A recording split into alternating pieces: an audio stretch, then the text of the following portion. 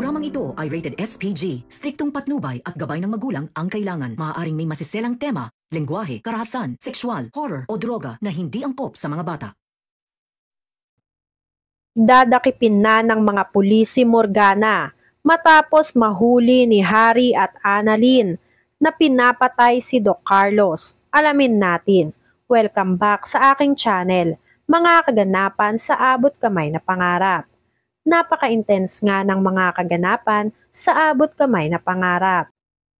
Gumawa si Zoe ng isang malaking desisyon sa pag-aakala na hahabulin at papatawarin siya ni RJ. Nagplano si Zoe.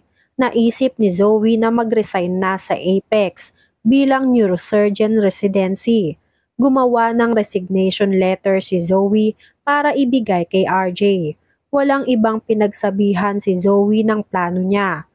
Maging si Morgana na sarili niyang ina ay hindi sinabihan ni Zoe dahil alam ni Zoe na kukontrahin lang siya ni Morgana sa gagawin niya kapag nalaman kung ano ang plano niya. Kaya ginawa ni Zoe mag-isa kung ano sa palagay ni Zoe ang makakapagpalaya sa kanya sa sakit na nararamdaman niya. Hinanap ni Zoe si RJ. Nakita ni Zoe si RJ nakausap si Lynette sa hallway ng Apex. Napahinto si RJ at si Lynette sa pag-uusap nila nang makita at marinig nila si Zoe na tinawag si RJ ng Doc Tanyag. Nagulat si Lynette sa pagdating ni Zoe. Ginagawan pa naman ni Lynette ng paraan para makapagbati silang dalawa ni RJ. Ngunit sumuko na pala si Zoe. Kinausap ni Zoe si RJ na humaharap siya kay RJ hindi bilang anak nito, kundi bilang isang doktor. Dahil alam na raw at tanggap na ni Zoe na hindi na siya makakaya pang tanggapin ni RJ bilang anak nito dahil tuluyan na siyang tinakwil ni RJ at tinanggalan ng karapatan sa Apex. May dinukot si Zoe sa loob ng bag niya, isang envelope na puti. Nagtataka si RJ kung para saan at ano ang gagawin niya sa inabot ni Zoe. Sinabi ni Zoe na resignation letter ang inabot niya kay RJ dahil magre-resign na siya bilang residency doctor sa Apex. Dahil yun naman daw ang gustong mangyari ni RJ na hindi na makita si Zoe sa Apex. Hindi na nagpaligoy-ligoy pa si Zoe. Nag-walkout na si Zoe at iniwan si Lynette at RJ. Tinawag naman ni Lynette si Zoe para pigilan. Pero hindi na pinansin ni Zoe si Lynette at dire-diretso na lang na umalis. Mangiyak-iyak si Zoe sa desisyong ginawa niya. Hindi alam ni Zoe kung tama ba na iwan niya ang Apex nang dahil lang sa tinakwil siya ng kinalakihan niyang ama. Pero wala nang magawa si Zoe. Nasaktan na si Zoe sa nangyari sa kanya at gusto na sundin ni Zoe kung ano ang gustong mangyari ni RJ. Yun ay ang hindi na siya makita sa Apex. Tutal naman daw ay tinakwil na siya ni RJ at wala nang karapatan si Zoe sa Apex. Kaya paninindigan na lang ni Zoe na umalis ng tuluyan kay RJ at sa pamilya Tanyag. Di bali na nga na hindi na matupad ang mga plano nila ng nanay niyang si Moira. Ang importante kay Zoe ay makalayo si Zoe sa nakakasakit ng damdamin niya. Kumalat na sa buong Apex ang pagre-resign ni Zoe bilang neurosurgeon residency sa Apex. Isang marites ang narinig ni Annalyn na nagkukwentuhan sa isa pang nurse tungkol sa pagre-resign ni Zoe sa Apex. Nagtataka si Annalyn kung anong resign ang pinag-uusapan nila. Sinabi ng nurse na kaya raw siguro nag-resign si Zoe ay dahil sa issue nito tungkol sa tunay niyang ama na si Doc Benitez. Sinabi ng isang nurse na hindi niya alam ang ganong balita.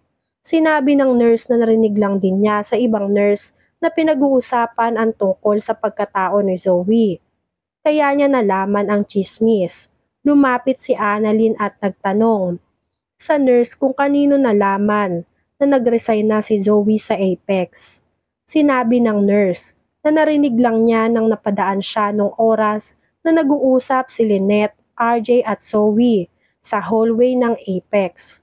Umalis agad si Annalyn at nagpunta kay RJ at kay Lynette para kumpirmahin kung totoo ba ang narinig niyang balita tungkol kay Zoe. Sinabi ni Lynette na totoo ang nasagap na balita ni Annalyn dahil nagpasa ng resignation letter si Zoe kay RJ. Hindi na nga raw nagawang pigilan pa ni Lynette si Zoe. Narinig ni Olga na nag-resign na si Zoe, kaya kwinento agad ni Olga sa amo niyang si Morgana. Galit na galit si Morgana kay Zoe. Hindi raw talaga nag-iisip si Zoe sa mga ginagawa niyang desisyon. Hinanap ni Morgana si Zoe para kausapin kung totoo ba na nag-resign na siya sa Apex. Nang makita ni Morgana si Zoe, nagalit agad siya kay Zoe. Bakit raw nagdesisyon si Zoe mag-isa na mag-resign sa Apex? Hindi raw pwede na mag-resign si Zoe at iwan ang Apex. Dahil maaangkin daw ni Annalyn ang buong Apex. Sa kanila lang daw dapat ang Apex. Sila lang daw dapat ang nagmamay-ari ng buong Apex at wala ng iba. Kaya hindi raw papayag si Morgana na umalis si Zoe sa Apex. Sinabi ni Zoe na wala na siyang pakialam sa Apex. Gusto na raw ni Zoe ng tahimik na buhay, kaya bahala na raw si Morgana sa mga plano niya. Dahil ayaw nang makialam pa ni Zoe, iniwan ni Zoe si Morgana. Iyak nang iyak si Zoe. Dahil hindi man lang iniisip ni Morgana na nasasaktan na ang anak niyang si Zoe. Palagi na lang daw kasakiman ang iniisip nitong si Morgana. Naisip ni Morgana na siya na lang ang pag-asa nilang dalawa ni Zoe. Dahil sumuko na si Zoe sa mga plano nila. Kaya kailangan nang gumawa ni Morgana ng paraan para hindi masira ang iba pa niyang mga plano, lalong-lalo na mabuking ang tunay niyang pagkatao. Kaya gagawa ng paraan si Morgana para wala nang makaalam ng sikreto niya. Wala nang makaalam ng sikreto niya tungkol sa pagkatao niya.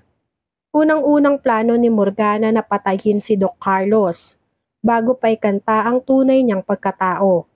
Nagplano si Morgana. Nagsuot si Morgana ng pang-nurse para makapuslit sa mga pulis. Kumuha ng tiyempo si Morgana para makapasok sa kwarto ni Carlos. Mabuti na lang at umalis ang mga pulis kaya nakapasok si Morgana sa loob. Kinuha ni Morgana ang injection na ituturok niya kay Doc Carlos para hindi na magising. Nang ituturok na sana ni Morgana ang injection kay Carlos, narinig niya si Annalyn at si Harry na papasok sa kwarto ni Doc Carlos. Kaya agad-agad na nagtago si Morgana. Nagtataka si Harry bakit walang bantay si Doc Carlos. Hinanap ni Harry ang mga pulis at wala silang nakita. Pumasok sa loob ng kwarto ni Carlos si Annalyn at si Harry. Kinakabahan si Morgana habang nagtatago. Panira raw talaga ng mga plano si Annalyn. Hindi pa natuluyan ni Morgana si Carlos. Mabubuking na kaya si Morgana na siya si Moira? Yan nga ang mga kaganapan at mga dapat nating abangan sa abot kamay na pangarap. Kung gusto nyo pa na magantong klaseng video ay mag-subscribe at i-like itong video na to. Maraming salamat po. Got you!